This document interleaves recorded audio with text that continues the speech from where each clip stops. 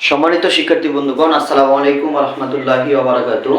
আশা করি আপনারা সবাই ভালো আছেন। আলহামদুলিল্লাহ আমিও ভালো আছি। Welcome back to my Facebook page and YouTube channel. তো আজকে আমরা যে গুরুত্বপূর্ণ ক্লাসটি নিতে যাচ্ছি, সরাসরি ক্লাসে চলে যাব। সেটা হলো যে গণিত ধারা, অর্থাৎ আমরা পর্যায়ক্রমে প্রতিটা ক্লাস ধারাবাহিকতায় আমরা নিতেছি। তো আজকে আমরা জানবো গুণোত্তর ধারার ব্যবহারিক যে সূত্রগুলো আমাদের বাকি ছিল অনেক, মানে এর আগের ক্লাসে আমরা তিনটা সূত্র সম্পর্কে আলোচনা করেছিলাম।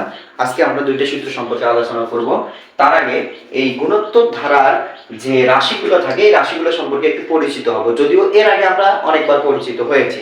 সেটা হলো যে এ হলো প্রথম পদ, আর হচ্ছে সাধারণ অনুপাত অর্থাৎ দ্বিতীয় পদ, ভাগ হচ্ছে প্রথম পদ, এরপর হচ্ছে এ হলো পদ সংখ্যা। এরপর নেক্সট আমরা যে দুইটা সূত্র আলোচনা করব, গুরুত্বপূর্ণ যে বিষয়টি এটা হলো যে গুণোত্তর ধারার সাধারণ অনুপাত আর এর মান 1 থেকে বড় হলে, অর্থাৎ যদি গুণোত্তর ধারার সাধারণ অনুপাত হচ্ছে আর এর মান 1 এর চেয়ে বড় হয়, তাহলে সমষ্টি নির্ণয় করার সূত্র হবে, অর্থাৎ r is greater than 1 হলে তাহলে সমষ্টি সূত্রটা হবে Sn is equal a into r to the power n minus 1 ভাগ হচ্ছে r minus 1। এটা হলো গুণোত্তর ধারার সাধারণ অনুপাত r এর মান যদি 1 এর চেয়ে বড় হয়, তাহলে সূত্র হবে এটা, অর্থাৎ Sn is equal a into r to the power n minus 1 ভাগ হচ্ছে r minus 1।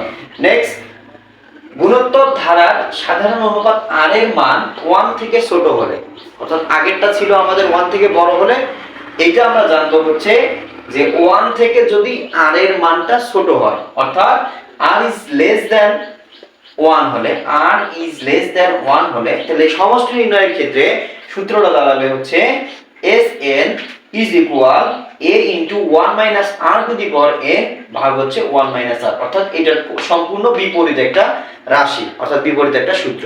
আশা করি আপনারা সবাই বুঝতে পেরেছেন। তো এই ধারার ক্ষেত্রে আমরা এতক্ষণ পর্যন্ত যে আলোচনাগুলো করলাম পর্যায়ক্রমিক, এগুলো হচ্ছে সূত্রের বর্ণনা। নেক্সট আমরা ধারা সম্পর্কে প্রতিটা সূত্রে আমরা অঙ্কের মাধ্যমে বুঝাবো যে অঙ্কগুলো কিভাবে করতে হবে। তো অবশ্যই ভালো লাগলে লাইক কমেন্ট শেয়ারের মাধ্যমে আমাদের পাশে থাকবেন, ফেসবুক পেজগুলো ফলো করবেন, ইউটিউব চ্যানেলটি সাবস্ক্রাইব করবেন। আসসালামু আলাইকুম ওয়া রাহমাতুল্লাহি ওয়া বারাকাতুহু।